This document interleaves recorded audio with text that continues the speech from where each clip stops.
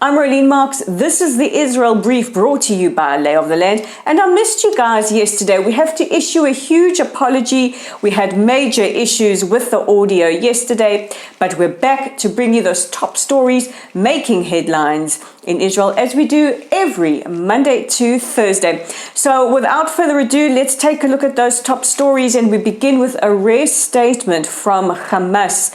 And they issued a statement last night through the Al-Quds newspaper stating that one of the two civilians that they have been holding captive for several years in the Gaza Strip, that his medical condition is deteriorating.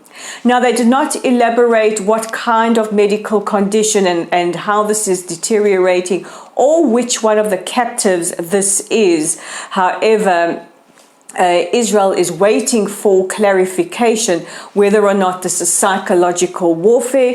Hamas is prone to engaging Israel in these kind of psyops, or if this is in fact the truth. A retired Major General who worked on the negotiating team that has tried to free the two captives as well as return the remains of the two fallen soldiers, Hadar Golden and Oron Shaul, safely to their families for burial, says that his instinct tells him that this is in fact the truth.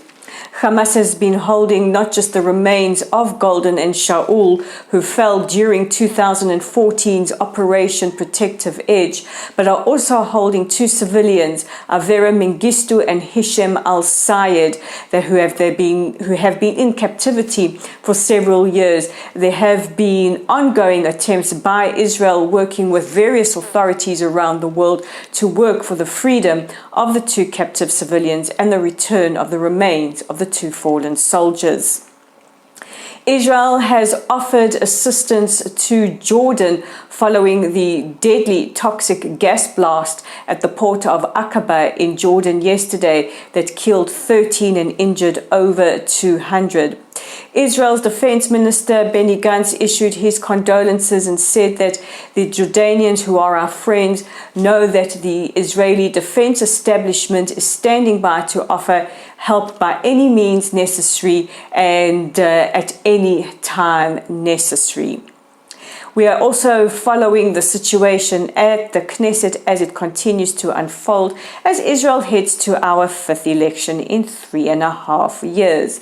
Last night, the bill to dissolve the Knesset passed its first reading. However, it still has to go through another reading that is expected to pass tomorrow night. There is still debate going on whether or not the upcoming elections should be held on the 25th of October or on the 1st of November. Meanwhile, the opposition is looking to try and put government together to try and stymie any attempts to go to elections. And our last story is an eco-friendly story.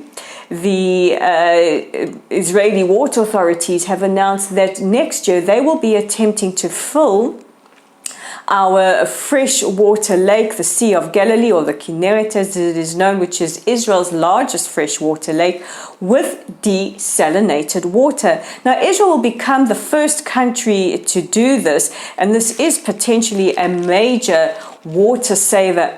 As you know, Israel is in the Middle East, it is desert climes, and we are one of the areas that has been hit the hardest by climate change, that is the Middle East and North Africa. And water shortage is a massive problem in this part of the world. Now, Mekorot, who is Israel's national water carrier, have already begun moves on a project to ensure that this happens. And for anyone who is concerned about the ecosystems in the freshwater lake, it is believed that the desalinated water will not only replenish emergency stocks of water, but will also help vulnerable ecosystems inside the lake. So it is a win-win situation all round. And that brings us to the end of today's top stories, but don't forget to check out our website at www.layoftheland.online. And if you haven't already become a member of our Facebook community, please join our Facebook page at Lottel Site. Give us a like or a follow, and please don't forget to share our content. Our YouTube channel is at The Israel Brief. And if you are watching, please consider hitting that red subscribe button. That way we can get the actual news from Israel out to as many people as possible. And we're on Twitter at Lay of the Land 5.